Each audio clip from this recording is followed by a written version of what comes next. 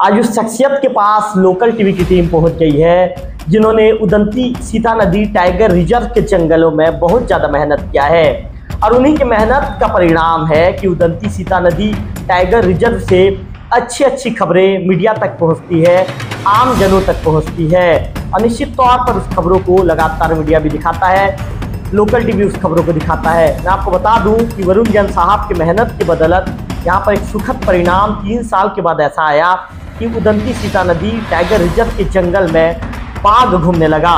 तो आज सर से बातचीत करेंगे, विशेष इंटरव्यू आया कि उदंती सीता नदी टाइगर रिजर्व के जंगलों में बाघ घूम रहे हैं। सर, बाघ घूमने की खबर जब पहली बार आपको पता चला, जब फोटो और वीडियो आपको मिला, तो सर आपने कैसा फील किया? लोकल टीवी के दर्शक इन बातों को टाइगर रिजर्व की डीएफओ अगर है तो बाघ अगर मिल रहा है तो बहुत ही सुखद खबर है। मतलब मेरे को यहाँ पे लगभग 3.5 साल का कार्यकाल हो चुका है, लेकिन पिछले जो 6-8 महीने हैं उसमें मुझे लग रहा है कि मैं किसी टाइगर रिजर्व का जो है उदंती सीता नदी टाइगर रिजर्व के अंतिम क्षेत्र में बसे गांव में कोई घटना घटती है तो जैन साहब गरियाबंद में रहते हैं, लेकिन जैन साहब को आधा से 1 घंटे के अंदर अपडेट पता चल जाता है कि वहाँ पर घटना घटा है, वहाँ पर शिकार हुआ है। साहब, आपने नेटवर्क मजबूत करने में कितना ज़्यादा आपको मेहनत को बताया था कि शुरू में लोग समझे नहीं थे अतिक्रमणकारी, फिर हमने 650-700 हेक्टेयर अतिक्रमण हटाया। तो इस दौरान कई हमारे जो है मित्र भी बन गए गांव वाले, जो समझते थे कि हाँ भाई जंगल को बचाना जरूरी था। तो हमने एक कदम चला तो गांव वाले भी एक कदम चल रहे हैं, वो भी हमें जो है सूचना दे रहे कहाँ कटाई। उदंती सीता नदी टाइगर रिजर्व को दुल्हन की तरह सजा दिया है। उस सजावट को देखने के लिए, उस सुंदरता को देखने के लिए लोग पहुंच रहे हैं। तो आने वाले दिनों में और कोई प्लानिंग है क्या सर कि इसको ऐसा रूप दिया जाए कि इसके विषय में लोग यदि बात करें तो छत्तीसगढ़ से पर्यटन को बढ़ाने के लिए हमने नई पहल की। हमने कुछ जगह जो है कायाकिंग शुरू की है, बोटिंग शुरू की है, जिप्सी सफारी हमने शुरू की है पिछले 2-3 साल में, और वेबसाइट को डेवलप किया है। यहाँ हमारे कोयबा में कॉटेजेस हैं, उनको जो है हमने सुधारा है। तो कई लोग जो है अब वहाँ पे आके धीरे धीरे रुकना शुरू किए हैं।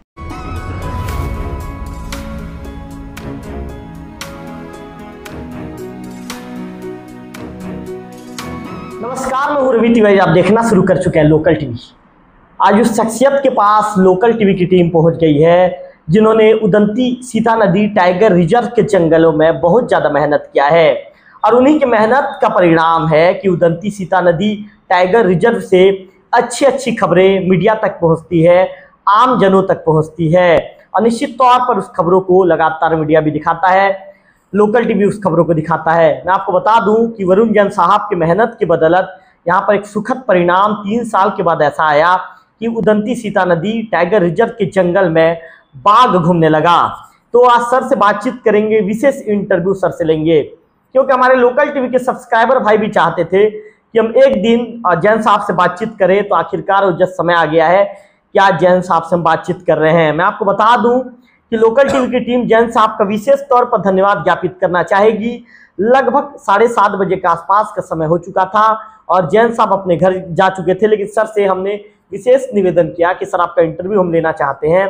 तो सर ने कहा कि आप मुझे कुछ ही समय दीजिए, कुछ मिनट का, इसके बाद मैं आ जाऊंगा। और सर अपने सौम्य व्यवहार के चलते आम जनों के बीच में सर की छवि ऐसी छवि है कि बिल्कुल सही चीज़ों को लेकर वो हमेशा आगे बढ़ते चले जाते हैं।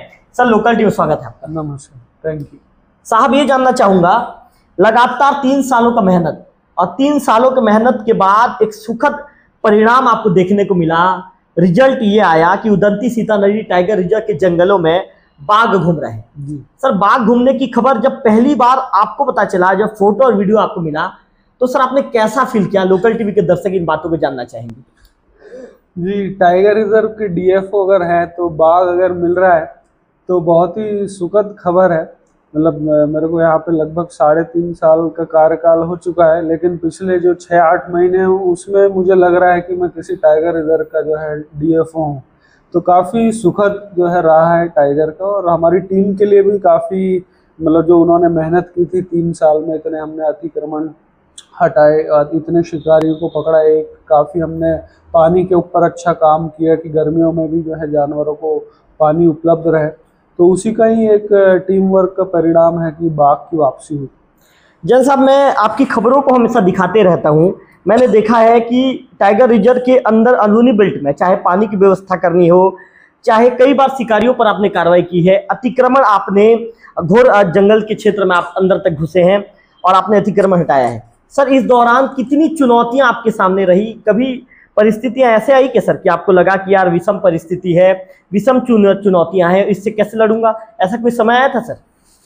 हाँ जी, शुरू में जैसे काफ़ी पहले हमने जो ग्रामीण हैं अतिक्रमणकारी उनको समझाने की कोशिश की कि आप जो है ये जगह छोड़ दीजिए, अतिक्रमण आपका देखा देखी दूसरे नए अतिक्रमणकारी भी जो है हावी हो रहे हैं और ये जंगल आपका ही है और अगर इसको आप समाप्त कर देंगे तो जंगल एक तरीके से 100 साल का आपका हजारों साल का बीमा है जी। आपको पानी, शुद्ध हवा, वनोपज का बीमा है, तो उसको आप क्यों खराब कर रहे हैं? भाई हम तो यहाँ 2-3 साल के लिए आए हैं, आपको तो यहाँ सालों साल रहना है। तो ऐसा उनको समझाया, शुरू में समझाया, लेकिन कुछ लोग माने कुछ लोग नहीं माने। तो जो माने उन्होंने स्वेच्छा से भी कई 150 हेक्टेयर जो है खाली किया और बाकी जो नहीं माने तो हमें थोड़ा जो है उसमें बल प्रयोग करना पड़ा, जबरदस्ती थोड़ी करनी पड़ी, लेकिन उसके जो है सुखद परिणाम सामने आए हैं। इसमें हमें जिला प्रशासन और पुलिस का भी जो है काफ़ी सहयोग मिला, तो उनके भी हम आभारी हैं।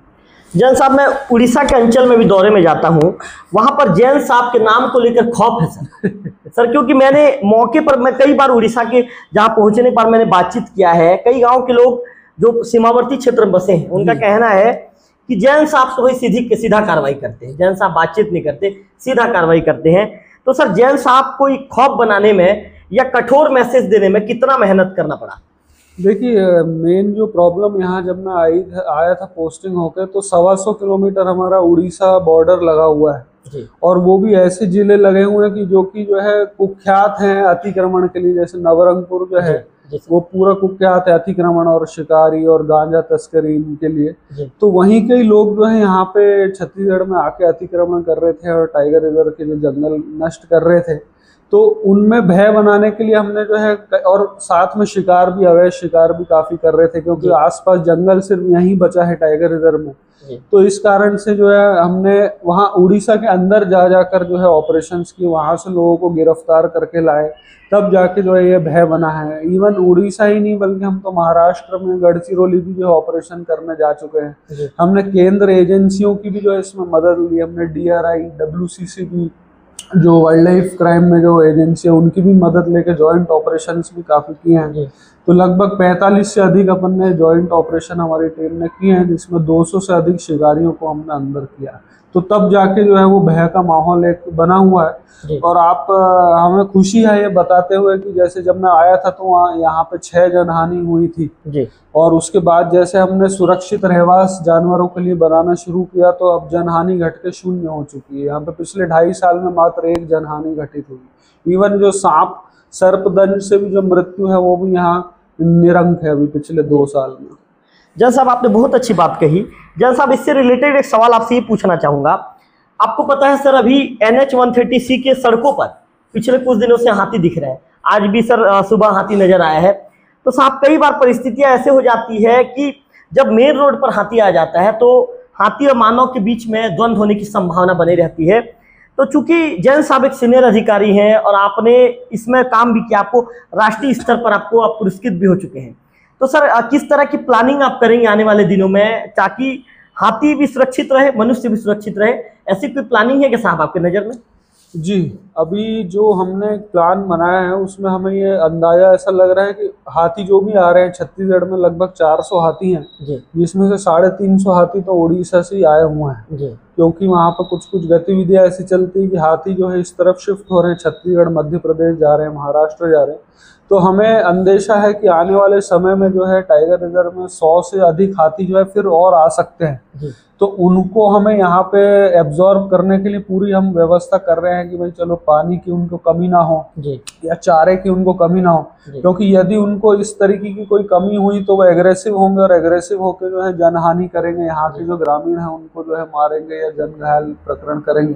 तो उनसे संभलने के लिए हमने एक तो ये तैयार किया है कि उनका एक हैबिटेट जो है वो एक रहवास स्थल उनके लिए हो। इवन हाथी नहीं, कोई मान लीजिए तेंदुओं की भी अगर संख्या ज्यादा हो जाए तो उसके लिए भी हमने जैसे प्रॉपर हिरणों की संख्या जो है बढ़ाई है, चारागाह बढ़ाए हैं तो उससे हिरण की संख्या बढ़ी है, सांबर की संख्या, नीलगाय, जंगली सुअरों की संख्या बढ़ी है। तो जब हमने शाकाहारी जानवरों की संख्या बढ़ी है तो ऑटोमेटिकली जो कार्निवोर्स हैं, जो मांसाहारी प्राणी है, उनको खाना मिल ही जाएगा जंगल में, तो वो इधर उधर नहीं भटकेंगे कि किसी के गांव में चले गए, किसी की जनहानि कर दी। तो सेम ही हमने हाथी के लिए किया है। और आने वाले 10-20 सालों में मेरे को लग रहा है कि सेंट्रल इंडिया, मध्य प्रदेश, महाराष्ट्र, छत्तीसगढ़, ये राज्य जो है हाथी मानव दंड से ही जो जूझेंगे। तो इसी के लिए हमने 2 साल पहले ही एक अलर्ट ऐप, हाथी अलर्ट ऐप भी जो हमने विकसित की थी। जब यहाँ मैं जस्ट ज्वाइन किया था तो मेरे ज्वाइन करने के 1 महीने में ही जो है एक दिन में 3 जनहानि कर दी थी हाथी ने जी। तो उस समय हमारे पास कोई ऐसा मतलब इंस्ट्रूमेंट नहीं था कि हमें गांव वालों को पहले से ही सचेत कर सके हाथी कहाँ से आ रहा है, कहाँ जा रहा है, उसके कॉरिडोर का कोई मैपिंग नहीं हो रहा था डिजिटल। तो हमें पता ही नहीं था कि अब हाथी यहाँ है तो कल कहाँ जाएगा। तो अभी हमने 2-3 साल में ऐप पे मेहनत करके पूरा उनका डेटाबेस एक तैयार कर लिया कि हाथी कौन सा दल जो है, हाथी दल कौन सा कॉरिडोर से आता है, कहाँ किस समय रुकता है, बारिश में कहाँ रुकता है, गर्मियों में कहाँ रुकता है, सर्दियों में कहाँ रुकता है, या उनके बच्चे हो जाते हैं तो वो कैसे जो है बर्ताव करता है। तो ये काफी डेटा, और कौन सी वनस्पति जंगल में जो है वो खा रहा है, ताकि उन वनस्पतियों को हम संरक्षित करें, उनको जो है प्रचार प्रसार करें। तो ये सब चीज हमने की। और साथ ही में हमने जो है गाँव वालों के मोबाइल नंबर भी ऐप में डाल रखे हैं।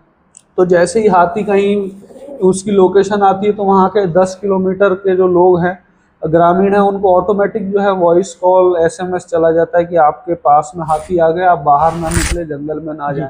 तो इस वजह से हमारे पिछले 2.5 साल में एक ही जनहानि जो है घटित हुई है। साहब अभी कितने हाथी हैं उदंती सीता नदी टाइगर? अभी हमारे लगभग 40 से 42 हाथी हैं, 2 दलों में हैं वो। तो उनका विचरण सर आसपास के कितने गाँव इफेक्टेड है सर? हमारे टाइगर रिजर्व में 125 गाँव हैं जी। तो टाइगर रिजर्व के 125 गांव तो पूरे अफेक्टेड है, और आसपास के जो धमतरी, गरियाबंद के भी जो है लगभग 200-300 गांव वहाँ के भी होंगे, तो वो भी जो है हाथी से प्रभावित है। सर वरुण जैन साहब के विषय में ये क्यों कहा जाता है सर कि साहब के काम करने का अंदाज निराला है, उनके काम करने का जो है अनोखा तरीका है? साहब मैं ये सवाल आपसे इसीलिए कह रहा हूँ कि मैं तथ्यों के साथ बात करूंगा। सर यदि उदंती सीता नदी टाइगर रिजर्व के अंतिम क्षेत्र में बसे गांव में कोई घटना घटती है तो जैन साहब गरियाबंद में रहते हैं, लेकिन जैन साहब को आधा से 1 घंटे के अंदर अपडेट पता चल जाता है कि वहां पर घटना घटा है, वहां पर शिकार हुआ है। साहब आपने नेटवर्क मजबूत करने में कितना ज्यादा आपको मेहनत करना पड़ा, क्योंकि अब गांव से जैन साहब तक खबर आ जाती है कि सर ये घटना घटी है, सर यहाँ पे अतिक्रमण हो रहा है। तो कितना मेहनत करा सर ग्रामीणों के साथ इस व्यवहार को, इस भरोसे को स्थापित करने में? जैसे मैंने आपको बताया था कि शुरू में लोग समझे नहीं थे अतिक्रमणकारी, फिर हमने 650-700 हेक्टेयर अतिक्रमण हटाया। तो इस दौरान कई हमारे जो है मित्र भी बन गए, गांव वाले, जो समझते थे कि हाँ भाई जंगल को बचाना जरूरी था। तो हमने एक कदम चला तो गांव वाले भी एक कदम चल रहे हैं, वो भी हमें जो है सूचना दे रहे हैं कहाँ कटाई हो रही है, कहाँ शिकार हो रहा है। तो हमारे कई जो है ऐसे इन्फॉर्मर नेटवर्क बन गए। फिर साथ में हमने क्या किया, वन अमले की कमी है, यहाँ 60% वैकेंसी है फॉरेस्ट गार्ड की, सिर्फ 40% ही भरे हुए हैं यहाँ पे।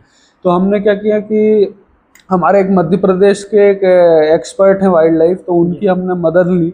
तो उन्होंने हमें बताया कि आप यहाँ चरवाहा सम्मेलन कीजिए, चरवाहों को अपना मित्र बनाइए, उनको जो है।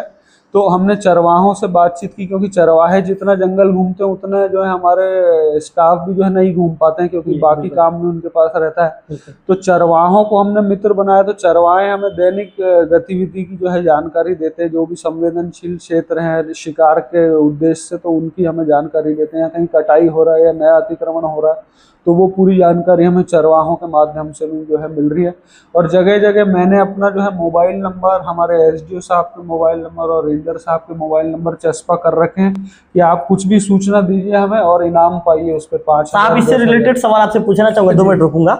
मैं पिछले दिनों गाँव में गया था सर, दौरे के दौरान मुझे 2 ग्रामीण वहाँ पर जो चरवाहा गाय चरा रहे थे, आप कुछ अन्य काम कर रहे थे, तो मैंने उनसे बातचीत करते करते आपके विषय में बातचीत निकल गई। तो वहां से एक चरवाहा बोलता है, नहीं वरुण जैन साहब को तो कोई भी जानकारी बताओ भैया तात्कालिक तौर पर रिस्पांस होता है, इसीलिए सर के प्रति हमारा भरोसा बढ़ा है। तो सर किसी भी तरह का अपडेट आए तो आप तत्काल टीम निकाल देते हैं सर? जी, अभी जैसे आज भी हमें मेरे को सुबह 3 बजे रात में फ़ोन आया था कि कुछ लोग जो है फंदा लगाए हैं उड़ीसा के अंदर। जी तो हमारी टीम वहाँ गश्त कर रही थी, तो हमने तुरंत जो है हमारी एडिशनल जो सपोर्टिंग टीम है, अतिरिक्त बल जो है तुरंत वहाँ भेजा जी। और 854 नग जो है फंदे वहाँ से बरामद किए और एक आरोपी को भी जो है आज पकड़ा उड़ीसा में जाकर। अरे सर बहुत बड़ी कार्रवाई, बिल्कुल जी, सर। तो इसलिए मतलब हमारा शुरू से उद्देश्य यही रहा है कि रेस्पॉन्स टाइम बहुत कम रहे। जी कोई भी अगर हमें स्ट्रेस कॉल आ रहा है तो हम चाहते हैं कि आधे घंटे से 1 घंटे के भीतर जो है उसका उनको मौके पर तत्काल एटलीस्ट वहां रिस्पॉन्स पहुंच जाए, भले ही जी से वो फसल हानि हो या जन हानि हो या जन घायल हो या शिकार हो या अवैध कटाई जी हो। इवन हम ये नहीं सोचते कि भाई कि तेंदुए का तो शिकार नहीं हुआ, चलो जंगली सुअर के शिकार में कौन जाए 90 किलोमीटर जी दूर। बिल्कुल सर। लेकिन हमने यही समझा कि चाहे जंगली सुअर हो चाहे कुछ भी हो, उसका एक यहाँ पे एक पर्पज है इकोसिस्टम में। जी मान लीजिए जंगली सुअर अगर खत्म हो जाएंगे शिकार से, जी तो तेंदुआ जो है क्या खाएगा, फिर जो है वो किसी मानव बस्ती में आके किसी के बच्चे को खा बिल्कुल जाएगा। बिल्कुल तो हमारा वो है कि जीरो टॉलरेंस पे हम चलते हैं शिकार और अतिक्रमण को लेके, जी ताकि जो है इनडायरेक्टली उससे जो है मतलब लोगों को ही फायदा होगा, वन्य प्राणियों को तो होगा ही होगा, जी लेकिन उसका सीधा बेनिफिट जो है लोगों को भी मिल रहा है। जी। जन घायल और मानव वन्य प्राणी द्वंद्व में कमी आएगी। साहब आपकी मेहनत के बाद सुखद खबर तो ये आई कि उदंती के जंगल में बाघ घूमता हुआ नजर आया। लेकिन सर आपके लिए चुनौती ये भी है कि आपको बाघ का भी सुरक्षा करना है, आपको मनुष्य के वहां रहने वाले लोगों की भी सुरक्षा करना है। तो वरुण जैन साहब आप कैसा प्लानिंग करेंगे कि बाघ भी सुरक्षित रहे और वहां पे रहने वाले रहवासी भी सुरक्षित रहे? क्या वरुण जैन सर के दिमाग में क्या चल रहा है? जी, सबसे पहला जो है फॉरमोस्ट है हमारा प्रायोरिटी है कि किसी आदमी पे कुछ आंच नहीं आनी चाहिए। जी हमने शुरू में हाथी अलर्ट ऐप भी इसलिए बनाया कि भाई किसी गांव ग्रामीण की जो है जान ना चली जाए, उसको पहले से ही पता रहे। जी पहले से ही पता रहेगा तो वो समझ मतलब सजग रहेगा। बिल्कुल तो बाघ के में भी हम क्या करते हैं कि जैसे हमें जहाँ भी पगमार से कुछ लोकेशन मिलता है तो हम आसपास के गाँव में जो है मुनादी करा देते हैं कि भाई लोग बाघ सतर्क रहें। जी क्योंकि ज्यादातर आप देखेंगे बाघ जो है एकाएक जो है हमला नहीं करता। जी एकदम से अगर कोई आदमी आके यकायक सामने आ गया तो अच्छा, भले ही से जो है वो कर दे। तो वो सामने आने वाले यकायक जो सामने आने वाले लोग रहते हैं जो मशरूम बीनते रहते हैं या लकड़ी जो है बीनते रहते हैं या आपके जो है तेंदुपत्ता जो है कलेक्ट करने वाले जो हमारे ग्रामीण रहते हैं, तो हम उनको पूर्व में ही जो है सूचना दे देते हैं कि अभी यहाँ पे 5-1 किलोमीटर में आप ना जाएं 1-2 दिन। तो उससे क्या है कि उनको भी पता रहता है कि जंगली जानवर कोई घूम रहा है। और हम जो है बाघ का भी लगातार हम फुट पेट्रोलिंग से जो है, चूंकि बाघ के गले में अभी रेडियो कॉलर हमने नहीं डाला है, तो उसका हम पग मार्स और इनके माध्यम से ही जो है लोकेशन पता करते रहते हैं। और हमने कई गरियाबंद धमतरी जिलों के और महासमुंद जिले के चरवाहों को भी जो है हमने बता दिया है कि कुछ भी सूचना मिले तो हमें तुरंत बताइए। सर अभी लोकेशन मिला है क्या बात कर रही आप? जी हाँ, अभी पास में ही जो है हमें लोकेशन मिला है। तो लोकेशन में आपको वैसे नहीं बता सकते क्योंकि जो है वो प्रोटोकॉल रहता है, लेकिन हमारे टाइगर रिजर्व से पास में ही जो है बाघ फिर से पहुंच गया। बिल्कुल बहुत बड़ी बात है सर, बधाई के पात्र हैं। सर इससे रिलेटेड सवाल आपसे ये भी करना चाहूँगा, उदंती सीता नदी टाइगर रिजर्व की सुंदरता को देखने के लिए आसपास के पर्यटक भी आने शुरू हो गए हैं और आ भी रहे हैं सर, विदेश से भी लोग यहाँ पर पहुंच रहे हैं और ये आपके मेहनत का परिणाम है सर। आपने जिस तरह उदंती सीता नदी टाइगर रिजर्व को दुल्हन की तरह सजा दिया है, उस सजावट को देखने के लिए, उस सुंदरता को देखने के लिए लोग पहुंच रहे हैं। तो आने वाले दिनों में और कोई प्लानिंग है क्या सर कि इसको ऐसा रूप दिया जाए कि इसके विषय में लोग यदि बात करें तो छत्तीसगढ़ से बाहर बात करें? जी बिल्कुल, जैसा मैं आपको बताया कि गरियाबंद और धमतरी जिलों में जो है ज़्यादातर इंडस्ट्रियल कोई सेटअप नहीं है। तो लोगों को अगर रोजगार हमें देना है, तो अगर कृषि से हट के अगर रोजगार देना है तो वो इको पर्यटन ही है। और टाइगर रिजर्व एक ऐसा हमारे लिए एक अवसर है कि इसको अगर हमने थोड़ा सा भी सुधार दिया तो यहाँ के लोग जो है 500 साल तक जो है उनको कोई रोजगार के लिए इधर उधर भटकना नहीं पड़ेगा। और उसी इको पर्यटन की जो आय होगी उससे जंगल भी बचा रहेगा, क्योंकि यहाँ के लोगों को लगेगा कि हाँ भाई जंगल का कुछ हमें भी फायदा मिल रहा है। जी। तो इको पर्यटन को बढ़ाने के लिए हमने नई पहल की। हमने कुछ जगह जो है कायाकिंग शुरू की है, बोटिंग शुरू की है, जिप्सी सफारी हमने शुरू की है पिछले 2-3 साल में, और वेबसाइट को डेवलप किया है। यहाँ हमारे कोयबा में कॉटेजेस हैं उनको जो है हमने सुधारा है। तो कई लोग जो है वहाँ पे आके धीरे धीरे रुकना शुरू किए हैं। साथ में जैसे नक्सली गतिविधि भी कम हुई है तो पुलिस भी काफी सहयोग कर रही है हमारा। तो उस वजह से भी जो है टूरिस्ट की जो है यहाँ पे आमद जो है काफी बढ़ी। बिल्कुल बहुत अच्छी बात है आपने बताया। सर एक सवाल आपसे ये भी जानना चाहूँगा, पिछले दिनों का खबर ये निकल कर आ रही थी सर कि बाहर से यहाँ पर बाघ लाए जा सकते हैं, ऐसी जानकारी निकल कर सामने आ रही थी। तो कोई ऐसा प्लानिंग है क्या सर, कोई ऐसे योजनाओं पे आपने उच्च स्तर पे चर्चा की है, या आपका विभाग ऐसा कोई प्लानिंग बना रहा है क्या सर कि बाहरी राज्य से हम बाघ यहाँ पर लाए? जी, अभी हाल ही में हमें मार्च में जो एनटीसी है, राष्ट्रीय बाघ संरक्षण प्राधिकरण दिल्ली, वहाँ से अनुमति मिली थी कि मध्य प्रदेश राज्य से 2 फीमेल और 1 मेल जो है बाघ को यहाँ लाया जाए टाइगर रिजर्व में, ताकि यहाँ बाघों की जो है संख्या जो है बढ़े जी। तो उसके तारतम्य में जो हमने अपना जो, पर उनकी शर्त ये थी कि पहले आप यहाँ पे प्रे बेस जो है बढ़ाया जाए। प्रे बेस मतलब आपके जो शाकाहारी वन्य प्राणी हैं उनकी संख्या थोड़ी बढ़ाई जाए, और प्लस जो है ग्रामीणों का सहयोग जो है प्राप्त किया जाए। तो दोनों स्तर पे जो हमारी तैयारी जो है चल रही है, और हो सकता है कि इसी साल के अंत तक हम जो है बाघ यहाँ लाके उदंती में छोड़ सकें। बिल्कुल, बहुत अच्छी बात बताई सर आपने।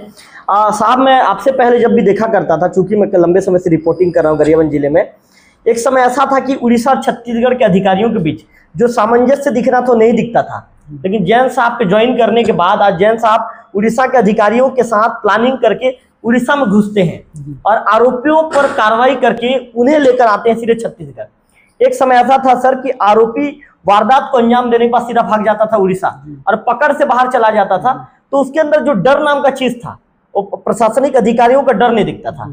लेकिन अब जैन साहब ने उस डर को कायम कर दिया है और साफ तौर पर मैसेज दे दिया है कि भाई जो गलत करेगा, उड़ीसा भी जाऊंगा, महाराष्ट्र भी जाऊंगा या मध्य प्रदेश भी जाऊंगा, लेकर तो जरूर आऊंगा। तो जैन साहब को ये अन्य जो राज्यों के अधिकारी हैं उनके साथ सामंजस्य बिठाने के लिए कितना मेहनत करना पड़ा, क्या बैठकें लेनी पड़ी, उनको किस तरह से सर आपने समझाया कि भाई यदि साथ में मिलकर काम करेंगे, सामंजस्य स्थापित करेंगे, तब कुछ हो सकता है?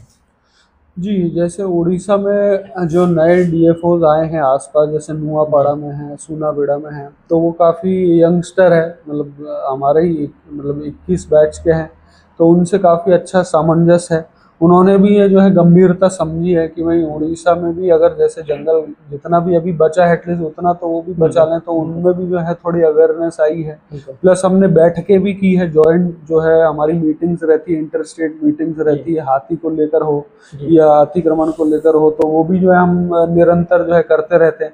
हमारा स्टाफ वहाँ भी पेट्रोलिंग करने जाता है, उनका स्टाफ हमारे यहाँ भी पेट्रोलिंग करने आता है, तो एक बॉन्डिंग भी जो हमने थोड़ी बढ़ाई है।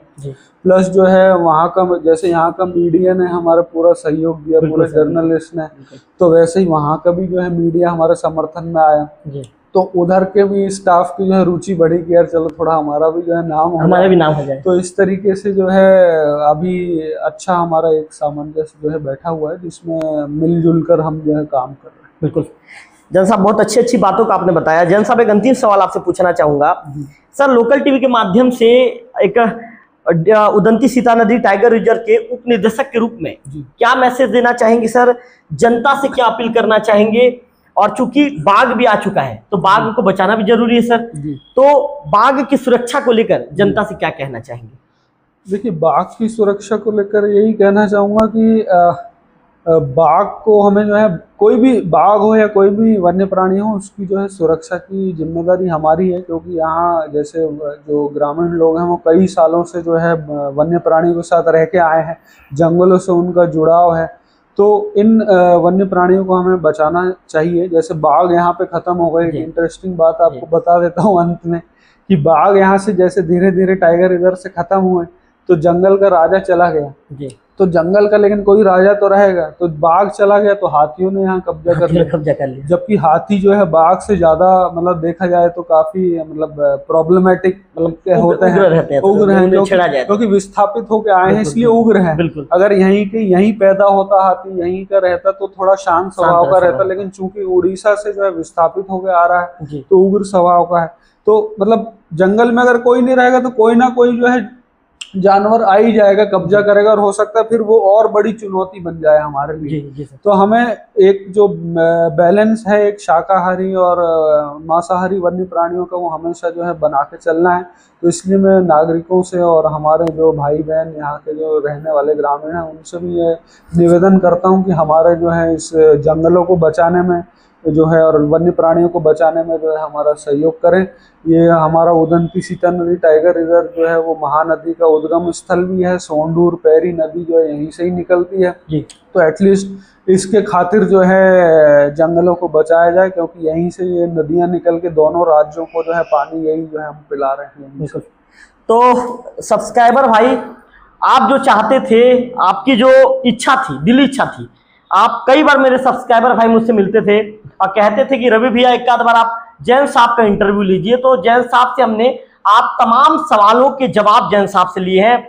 कई तरह के सवाल मैंने जैन साहब से पूछा। मैंने पूछा कि सर उड़ीसा के अधिकारियों के साथ आपने सामंजस्य कैसे स्थापित किया, 3 सालों तक सर आपको मेहनत कितना करना पड़ा, बाघ के आने लायक अनुकूल परिस्थिति आपने कैसे बनाई। तो जैन साहब ने लोकल टीवी के सवालों का जवाब, जैसे में हमने उनसे सवाल पूछा, सवालों का जवाब भी उसी पटरी पर जैन साहब देते चले गए। ऐसे ही अधिकारियों का इंटरव्यू देखने के लिए आप लोकल टीवी को तो प्रेम दे ही रहे हैं, लोकल टीवी को तो प्यार दे ही रहे हैं। आप यदि लोकल टीवी के चैनल को देखते हैं तो सब्सक्राइब कर दीजिए, क्योंकि ऐसे अधिकारियों का और कई ऐसे विद्वान हैं, कई अलग अलग फील्ड के लोग हैं जिनका इंटरव्यू हम आपके सीधे आपके मोबाइल स्क्रीन पर पहुंचाएंगे। अगले किसी वीडियो में फिर करेंगे मुलाकात, तब तक के लिए नमस्कार।